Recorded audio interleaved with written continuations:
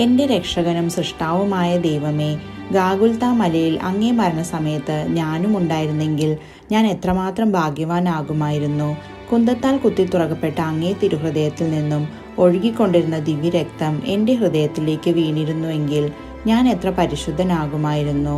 മാധുര്യപൂർണനായ ഈശോയെ, ആദ്യബലി ദിവസം ഗാഗുൽത്തായിലെ കുരിശിൻ ചുവട്ടിൽ നിൽക്കുന്നതിനുള്ള ഭാഗ്യം കിട്ടിയില്ലായെങ്കിലും അങ്ങേ തന്നെ ദിവ്യപൂജയിൽ നിത്യപിതാവിങ്കൽ കാഴ്ച സമർപ്പിക്കുന്ന അവസരത്തിൽ കുരിശിനു കീഴിൽ അങ്ങയോടുകൂടി ഉണ്ടായിരുന്നവർക്ക് ലഭിച്ച അതേ ഭാഗ്യം തന്നെ എനിക്ക് ലഭിക്കുമെന്ന് പൂർണ്ണമായി ഞാൻ വിശ്വസിക്കുന്നു.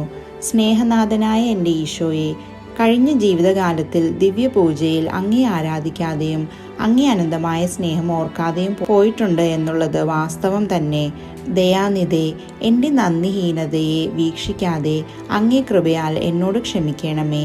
ഇനി അവശേഷിച്ചിരിക്കുന്ന ജീവിതകാലം സാധ്യമായ വിധം